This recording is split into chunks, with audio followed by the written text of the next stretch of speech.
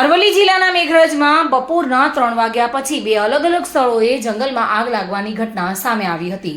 ઇન્દિરાનગરના પાછળના જંગલ વિસ્તાર અને બેડઝના ડુંગર પર આગ લાગવાની ઘટના બની હતી. જો કે પવનની ગતિ વધારે હોવાને કારણે આગે વિકરાળ સ્વરૂપ ધારણ કર્યું હતું. આગની ભીષણતાને કારણે મોટા પ્રમાણમાં વનરાજી બળીને ખાખ થઈ ગઈ છે. વન વિભાગ અને સ્થાનિક લોકોએ આગ બુઝાવવાની કામગીરી શરૂ કરી હતી.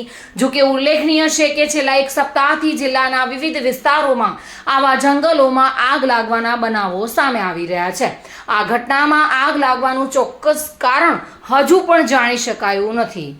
મેઘરજના જંગલોમાં અચાનક આગ ભભૂકી ઉઠતા ચિંતાનો વિષય જોવા મળી રહ્યો છે. ઇન્દિરાનગર અને બેડઝના ડુંગરમાં અચાનક આગ લાગવાથી વનરાજી બળીને ખાખ થઈ ગયેલી જોવા મળી રહી છે.